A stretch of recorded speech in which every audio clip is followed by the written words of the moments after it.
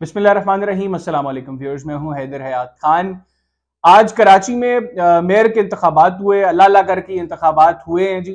काफ़ी अरसे से ये मामला पेंडिंग था सिंध के अंदर बल्दियाती इंतखाबात का, लेकिन बहरहाल इस लिहाज से सिंध खुशनसीब सूबा है कि वहाँ पर कम अज़ कम बल्दियाती इंतखाबात के ये अमल जो है ये मुकम्मल हुआ।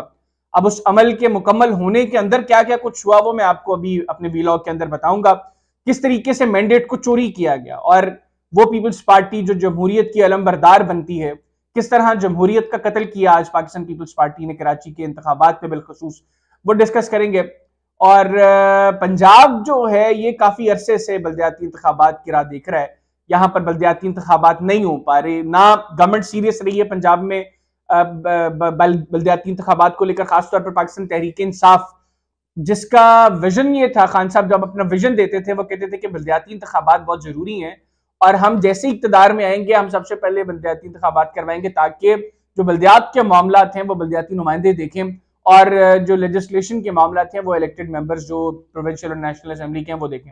फिर हमने देखा कि 4 साल, तकरीबन पौने 4 साल पाकिस्तान तहरीक इंसाफ बरसर इक्तदार रही और चूंकि पाकिस्तान तहरीक इंसाफ ने कुछ ऐसा काम नहीं किया था जिसकी बिना पर उनको वोट्स मिलते, लिहाजा गवर्नमेंट में होने के बावजूद पाकिस्तान तहरीक इंसाफ बल्दियाती इंतखाबात नहीं करवा सकी और जो खान साहब ने विजन दिया उससे यू टर्न लिया और ये बल्दियाती इंतखाबात का मामला जो है वो पाकिस्तान तहरीक इंसाफ के दौर में पंजाब में नहीं हो सका अमल मुकम्मल। फिर हमने देखा कि जब इस्लामाबाद में बल्दियाती इंतखाबात होने लगे उसके अंदर एन वक्त पे जब सारे मामला हो गए, पैसे लग गए, प्रिंटिंग हो गई, जो पर्चियां हैं उनकी हर चीज मुकम्मल हो गई, कल इलेक्शन हैं, अदालत ने ऑर्डर दे दिया लेकिन बावजूद अदालती हुक्म के इस्लामाबाद में बल्दियाती इंतखाबात नहीं करवाए गए।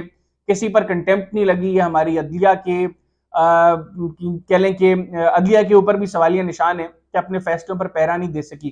फिर हमने पंजाब के जो इलेक्शंस हैं, जनरल इलेक्शंस पंजाब में, उनके ऊपर भी अदलिया के फैसले की क्या अहमियत है हमारे सियासतदानों के नजदीक, हमारी गवर्नमेंट के नजदीक, वो भी हमने देख ली। बात करें जी कराची के बल्दियाती इंतखाबात की, मेयर कराची का इंतखाब था, बड़े 2 कैंडिडेट्स जो मैदान में थे, एक तो मुर्तजा वहाब साहब थे पाकिस्तान पीपल्स पार्टी के कैंडिडेट। अच्छा, ये इलेक्ट होकर इस तरह नहीं है कि इन्होंने बल्दियाती इलेक्शन डायरेक्टली कंटेस्ट किया हो, ये बाद में रिजर्व सीट्स के ऊपर जो है वो कराची के मेंबर बने केएमसी के और इन पाकिस्तान पीपल्स पार्टी से इनका ताल्लुक है। पहले ये एडमिनिस्ट्रेटर भी रह चुके हैं कराची के, उससे पहले जो है ये स्पोक्स पर्सन भी रह चुके हैं, सिंध गवर्नमेंट के मुशीर भी हैं, रहे हैं ये वजीर आला सिंध के। और मुकाबला था जी इनका जमात इस्लामी के अमीर कराची हाफिज नईमुर रहमान साहब से। हमने देखा कि जिस वक्त इलेक्शंस हुए कराची के अंदर, बल्दियाती इलेक्शंस हुए उसमें जमात इस्लामी जो है उसने लीड किया, पीपल्स पार्टी ने लीड किया। ये 2 बड़ी पॉलिटिकल पार्टीज थी जिनका कंपटीशन हुआ।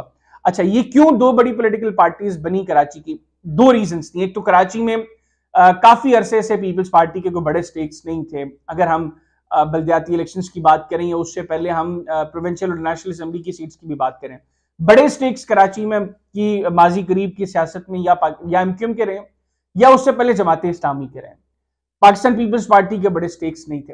अच्छा, उससे 2018 से पहले की ये बात है। 2018 के बाद ये बड़े स्टेक्स जो है वो पाकिस्तान तहरीक इंसाफ के थे। तकरीबन 14 के करीब कौमी असम्बली के अरकान जमात इस्लाम पाकिस्तान तहरीक इंसाफ के टिकट पर इलेक्ट हुए थे 2018 के इंतखाबात में। लेकिन इस बल्दियाती इलेक्शन के अंदर जब इमरान खान साहब का तूती बोल रहा था, इमरान खान साहब हर जगह पे बहुत फेमस थे और उनके नाम का वोट पड़ रहा था, कराची के बल्दियाती इंतखाबात के अंदर इमरान खान साहब के नाम का वोट कास्ट नहीं हो सका। तहरीक इंसाफ तीसरी बड़ी जमात, वो जमात जो 2018 के इंतखाबात में सबसे बड़ी जमात थी, वो बल्दियाती इंतखाबात के अंदर फिर पीक टाइम पे जब इमरान खान साहब जिसको टिकट दे रहे थे वो इलेक्शन जीत रहा था, उस पीक टाइम पे कराची की तीसरी बड़ी जमात बनी। एमक्यूएम उसने सारे प्रोसेस का बाइकॉट किया और एमक्यूएम ने कराची के बल्दियाती इलेक्शंस में हिस्सा नहीं लिया। मेरी अपनी राय में एमक्यूएम ने यह गलत फैसला लिया और उसका इंपैक्ट एमक्यूएम की मुस्तकबिल की सियासत पर भी होगा, क्योंकि अब जो पीपल्स पार्टी का मेयर मुंतखब हुआ है, ये अगर डिलीवर करने में कुछ थोड़ा सा कराची की आवाम को रिलीफ देने में कामयाब हो गया तो एमक्यूएम के स्टेक्स आने वाली सियासत में, मुस्तकबिल की कराची की सियासत में, वो हम देखेंगे कि वो बदस्तूर कम होते जाएंगे। अभी जो इलेक्शन था इसमें हाफिज नईमुर रहमान साहब, उनके पास 190 प्लस अरकान की सपोर्ट थी। वो इस तरह कि जमात इस्लामी के टिकट पर जो इलेक्ट हुए और पाकिस्तान तहरीक इंसाफ जो कोalition में थी जमात इस्लामी के साथ, उनके टिकट पर जो इलेक्ट हुए अरकान KMC के, उनका इल्हाक हो गया। और इल्हाक के बाद फैसला ये हुआ कि जमात इस्लामी के उम्मीदवार अमीर जमात इस्लामी कराची हाफिज नईमुर रहमान साहब को वोट किया जाएगा। और इस तरह हाफिज नईमुर रहमान साहब के पास मेजॉरिटी थी और वो मेजॉरिटी के साथ कराची में मेयर का इंतखाब जीत सकते थे। फिर हमने देखा कि वो जमात जो कहती है, जो दावेदार है इस चीज की कि वो जमहूरियत की अलंबरदार है, जिस जमात के बकौल उसने जमहूरियत की खातिर बहुत कुर्बानियां दी हैं और जमहूरियत के ऊपर कॉम्प्रोमाइज नहीं किया। और हमने देखा कि बिलावल भुट्टो साहब भी पिछले कुछ अरसे में जमहूरियत को लेकर जो बातें करते रहे, लोगों ने कहा कि पॉलिटिकली एक बड़ी मेच्योरिटी के साथ बिलावल साहब सामने आए हैं और लग रहा है कि वाकईतन पीपल्स पार्टी जो है वो जमहूरियत को जो है वो परवान चढ़ाना चाहती है। लेकिन कराची के इंतखाबात के अंदर जमहूरियत का कत्ल किया अगर किस जमात ने तो वो पाकिस्तान पीपल्स पार्टी है।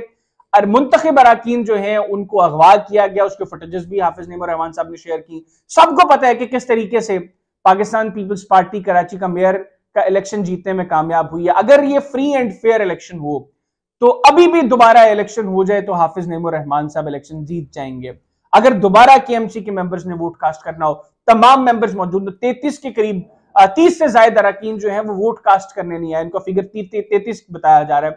और 173 वोट्स लेकर मुर्तजा वहाब साहब, जिनके पास जो 184 का फिगर चाहिए था वो भी पूरे नंबर मौजूद नहीं थे, लेकिन सिर्फ 173 वोट्स जो हैं, जो उम्मीदवार ज्यादा वोट्स लेगा, अब चूंकि उसने इलेक्शन जीतना था, तो 173 वोट्स लेकर मुर्तजा वहाब साहब कराची के मेयर बन गए।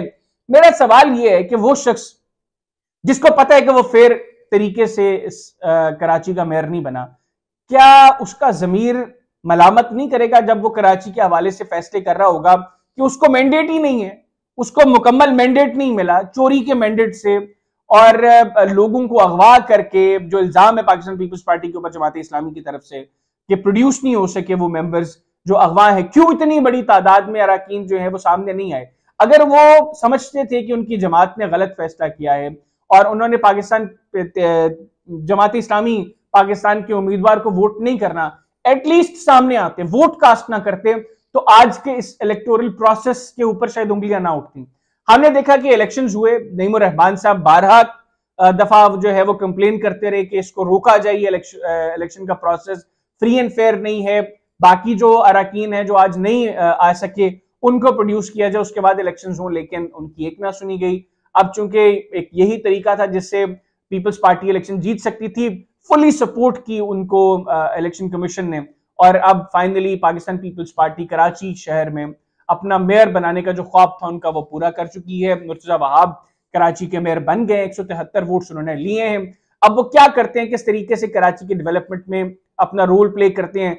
अभी तो जो अमीर जमात इस्लामी कराची हैं हाफिज नईमुर रहमान साहब, वो कह रहे हैं कि हम कुछ सरप्राइज देंगे। वो किस तरह का सरप्राइज हो सकता है? इलेक्शन के बाद तो हमने देखा कि KMC जो कराची आर्ट्स काउंसिल जहां पे ये इलेक्शन हुआ है उसके बाहर माहौल बहुत खराब था, काफी लोग जो है वो उनको गिरफ्तार भी किया गया है। तो अब कराची की मुस्तकबिल की सियासत पुरअमन रहती है, हालात बिगड़ते हैं, ये मुस्तकबिल इसका तयन करेगा। हम कम से कम दुआ गो हैं कि कराची के अवाम के मसाइल हल होने चाहिए। पहले कहा जाता था कि पीपल्स पार्टी को चूंकि कराची वोट नहीं करता इसलिए सिंध में हुकूमत होने के बावजूद पीपल्स पार्टी कराची में डिलीवर नहीं करती।